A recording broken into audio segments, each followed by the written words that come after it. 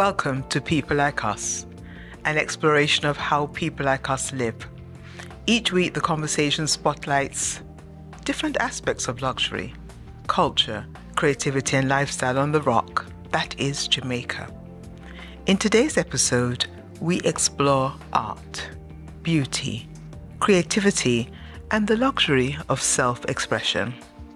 What does it mean to create in a world driven by speed, trends, and constant noise? And how do artists preserve authenticity while still building a life through their work? Joining the conversation today is artiste extraordinaire, Annalisa Guthrie. Thank you. Let us look at taking what's uniquely ours and sharing it. Everybody loves an aesthetic, they love a trend, they love a look, but nobody really thinks about the history of it or the origin of it. They're just enamored by the final product. And I think that a big part of art is the story. Yes. Is the unique experience, how the thing came to be.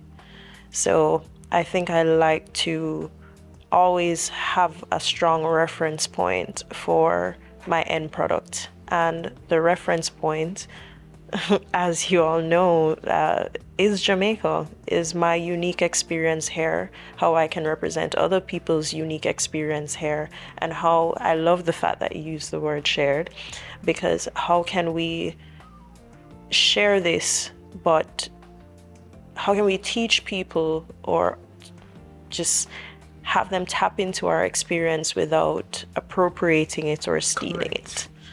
Yeah.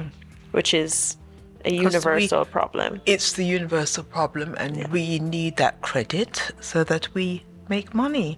And it's not a bad word to say that we need to make money. Yeah, especially, always having been a creative and coming up and seeing how many of my own peers that have this world-class talent but have pretty much given up on it just because it wasn't paying their bills here. And it's just like, why is it not, when quite literally someone else abroad could do this very same thing and they're making millions, and I've just seen too much good talent just fall because they had to choose survival over passion. And why can't your passion feed you? But I dare say that you have allowed your passion to feed you. So yes, I understand where they're coming from. Yeah. Right? And, the world has certainly changed. Yeah. Right? So, sure. It's not like before where you literally couldn't make it. Yeah. You have access to the world now. Yeah. And back to you certainly didn't allow the hiccups to get in your way. You forged a path for yourself. So is it that our creatives need to do more of that? I think sometimes it's not enough to just be creative. I think it's not enough to be good at something. It's not enough to have a talent. I think you have to have a relentless ambition. But I also think you have to be a visionary, whether it's for your own life, for the life you want to create, whether it's the life you want other people to live and see, but you have to be somewhat of a visionary, because I think that's where it grows, and that's where you see opportunities. If you just see exactly what's in front of you and you just go by what's been there, and if you tried your hand at that and that didn't work, it's like, oh, well, I failed at the thing. No, I think you need to apply the same level of creativity to the ambition and the work, and figure out how you can make this thing work for you, rather than you conforming to what probably is not your way, your road to success, really. I don't think things that are going on in the world right now in terms of what we have access to, I don't think things are good or bad. Social media is not good or bad. It's there. It's there, and it's how you use it and how you spend your time. Having a lot of free time is not good or bad. It's what you spend. What you spend your time doing. Yeah. So what are your plans to take your creative genius to the world?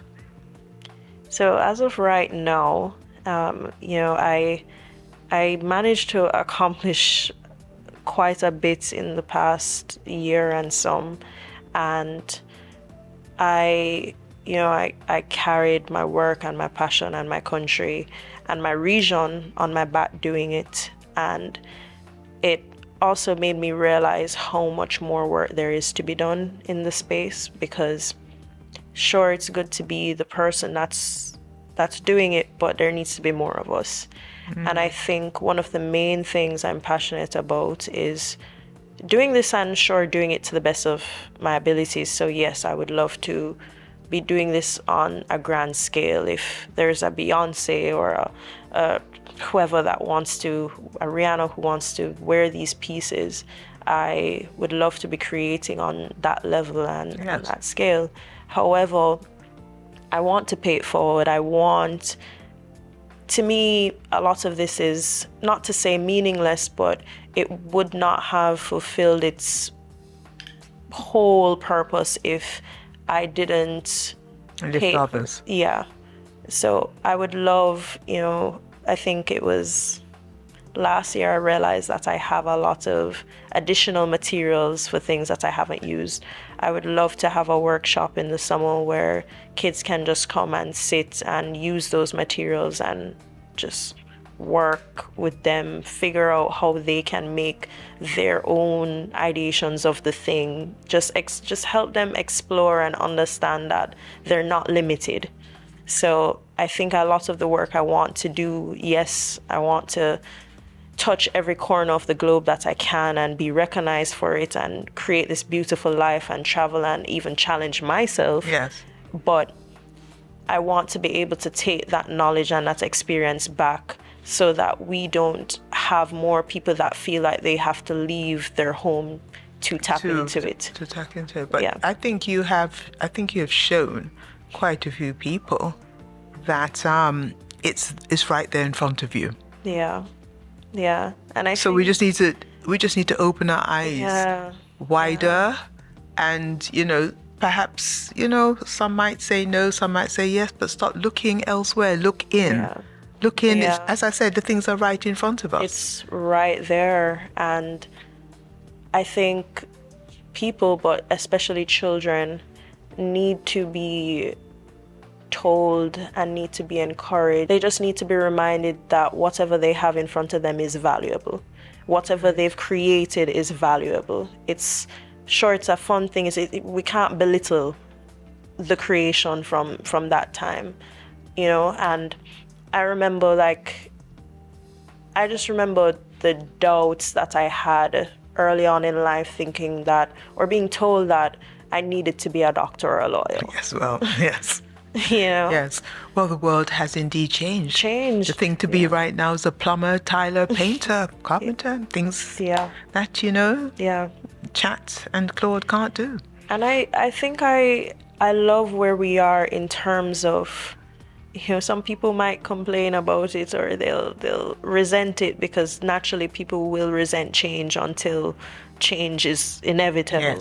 Yes. But I love this idea of being able to constantly pivot and figure out new things and figure out new ways to explore your actual passion, and it's interesting.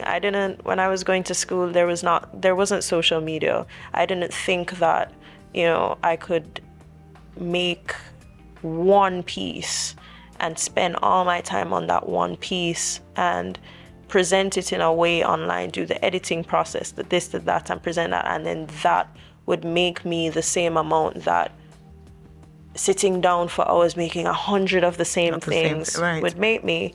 And it's funny, back then, if you if you were working in school on one piece for however long, they're like, you're not gonna make it, you're gonna be broke. You're gonna be broke because you're sitting forever. It's not sustainable, it's not feasible. Because you're sitting and working on one piece forever. And now my one pieces are sought out. But Annalisa, are we changing the mindset? The education, I mean, you said at school. Are we teaching in a different way? Are the creators receiving in a different way? Are they understanding that, you don't have to do it this way? You can make it that way. Yeah, I think I feel two ways about it. I feel that yes, it can be taught and encouraged more, definitely, and I think it should be. But I also think that there are some people that are forged on that different file. Absolutely. Yes.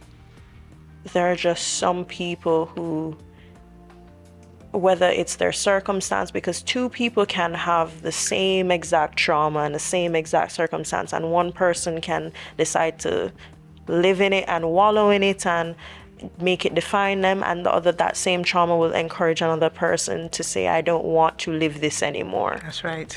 So I do feel two ways, but I don't think there is any harm that comes from just cultivating that positivity and that level of openness to growth.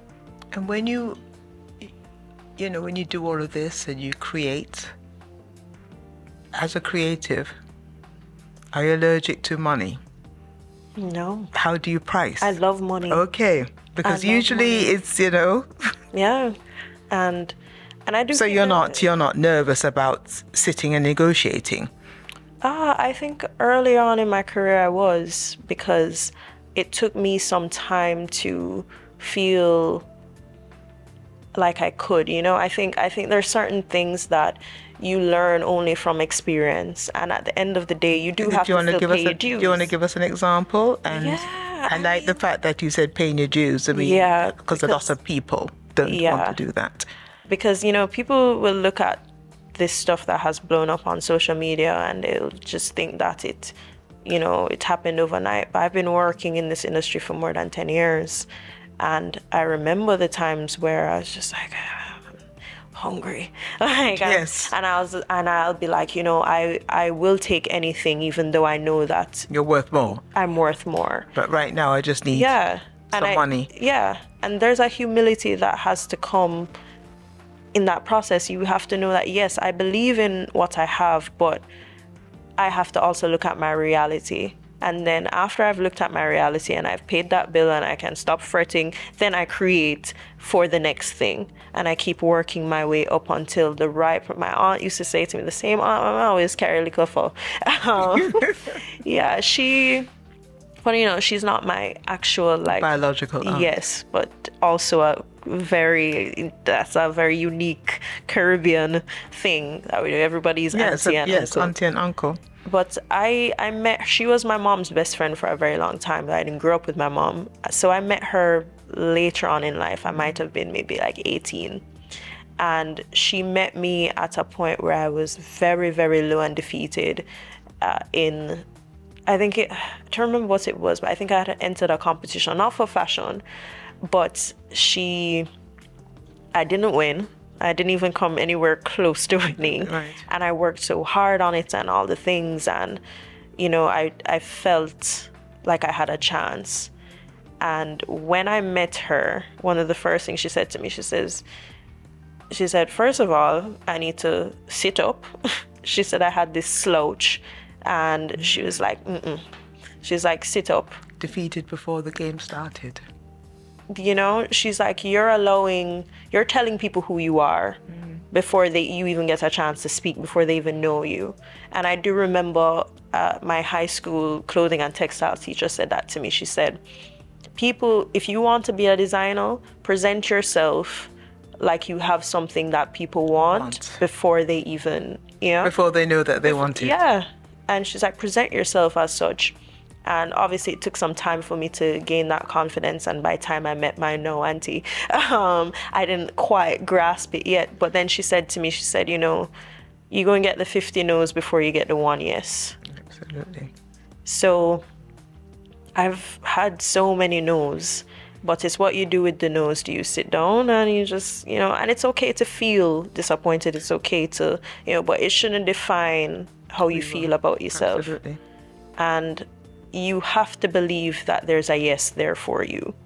You have to, even now I've had a lot of yeses now, but I'm just like, there's more yeses for me, because I know that I've worked for it, and I know that if I continue, I'm only just going to get better. But with the yeses, are you afraid of burnout?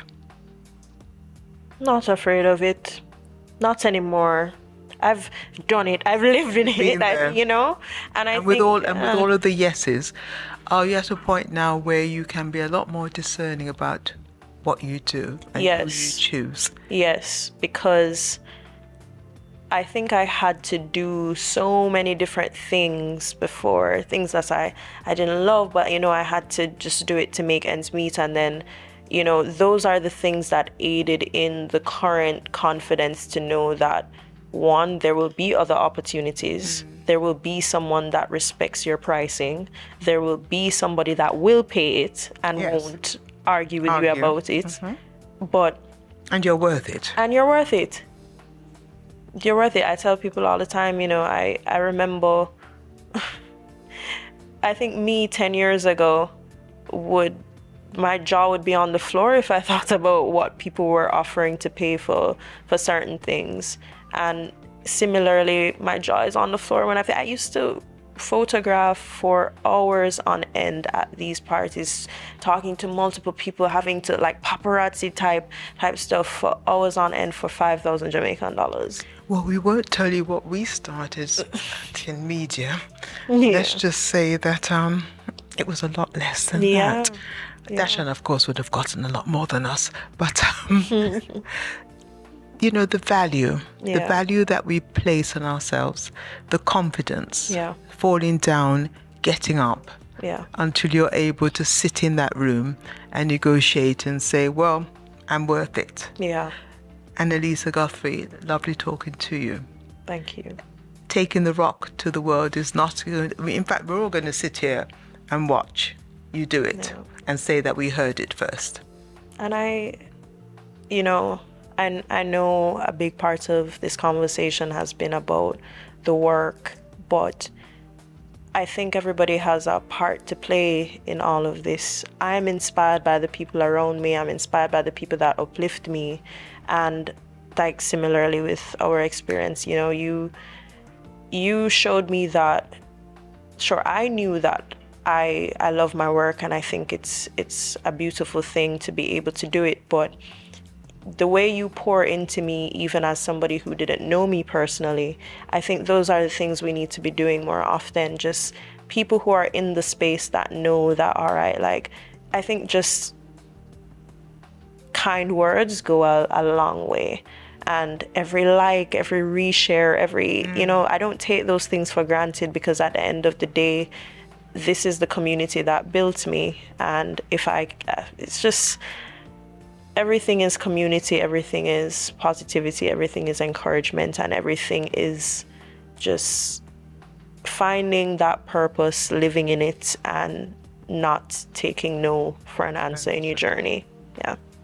And Rock Luxury continues, taking the rock to the world, not being blinded by what's in front of us. It's here.